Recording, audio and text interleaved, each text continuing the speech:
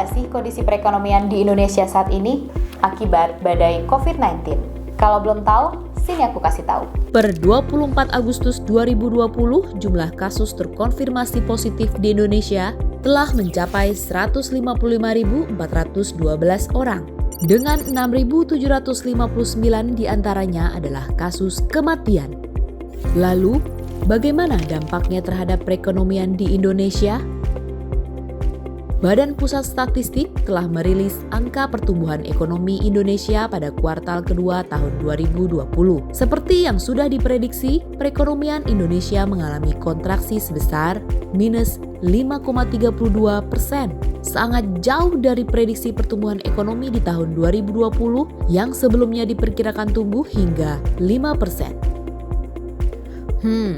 Sebegitu besarnya kah dampak pandemi COVID-19? Terus, siapa nih yang diharapin untuk menyelamatkan perekonomian di Indonesia? Kalau kita ingat pada saat krisis tahun 1998, salah satu sektor yang menjadi penyelamat perekonomian di Indonesia adalah UMKM, usaha mikro kecil menengah. Kontribusi UMKM dalam perekonomian nasional besar banget loh.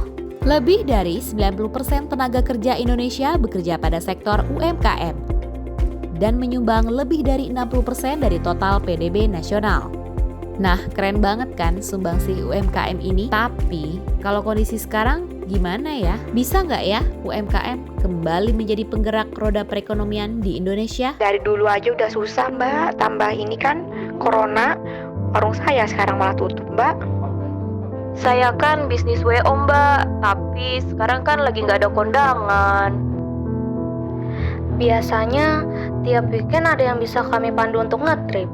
Tapi sekarang hampir nggak ada penerbangan ke sini. Sedih juga ya, gara-gara COVID-19, sektor UMKM jadi babak belur nih. Pembatasan di mana-mana, PSBB, social distancing. Putus deh jadinya rantai supply dan demand UMKM ini. Akibatnya, omset jadi menurun drastis. Bahkan banyak banget UMKM yang gulung tikar. Jadinya muncul deh permasalahan baru, meningkatnya angka pengangguran akibat PHK di mana-mana.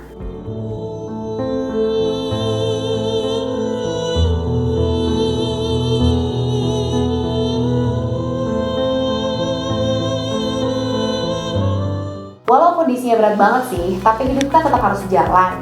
Sektor UMKM tetap harus melihat peluang baru yang ada. Adapt or adapt.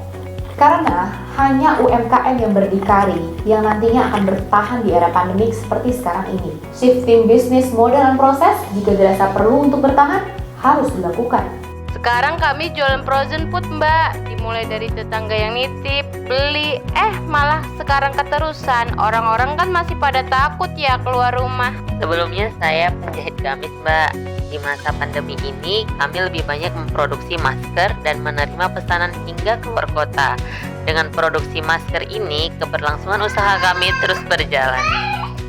Digitalisasi dan perdagangan secara elektronik nggak boleh dilupakan dan tetap harus digalakkan. Karena toko kan nggak boleh buka nih, Mbak. Jadinya kami posting barang jualan di status WA aja. Ada yang beli. Dengan menjual barang di marketplace online, produk kami sekarang bisa menjangkau pasar seluruh Indonesia. Sekarang jualannya lewat Facebook aja, Mbak. Toko udah berubah jadi tempat simpan barang aja. Zaman sekarang kan udah gampang untuk mulai bisnis secara online. Tutorial dan panduan gratis juga udah bertebaran di mana-mana. Platform e-commerce dapat dengan mudah diakses secara gratis hanya dari HP kamu nih. Dan jasa ekspedisi pun udah bisa ngirim ke seluruh Indonesia. Jadi, banyak banget kemudahan yang bisa kita dapatkan seiring dengan perkembangan teknologi ya. Di mana ada kemauan, di situ pasti ada jalan. Benar gak? Kan kita udah sering denger tuh kisah-kisah UMKM yang bertahan atau bahkan melejit omsetnya setelah beralih menggunakan platform online. Pemerintah kita tercinta juga nggak tinggal diem aja melihat UMKM ini berada dalam kesulitan. Berbagai stimulus dikasih sama pemerintah, mulai dari program pemulihan ekonomi nasional hingga bantuan presiden produktif terhadap UMKM. Asyik kan pemerintah kita?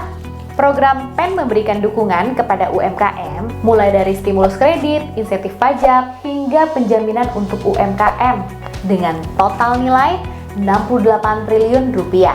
Wow! Triliunan cuy. Selain itu juga, Banpres Produktif berupa bantuan langsung secara tunai sebesar 2,4 juta rupiah yang akan diterima secara langsung oleh 12 juta UMKM di Indonesia. Terus dari mana ya sumber dana bantuan yang jumlahnya begitu besar? Yes, salah satunya dari kontribusi pajak yang kita semua bayarkan. Dengan demikian, semangat gotong royong bahu-membahu Terlihat sangat nyata di pandemi sekarang ini. kita harus tetap optimis. Namun, optimisme bangkitnya UMKM Indonesia yang berdikari bukan hanya milik pemerintah ya, tapi juga milik kita semua. Karena semua ini untuk kita.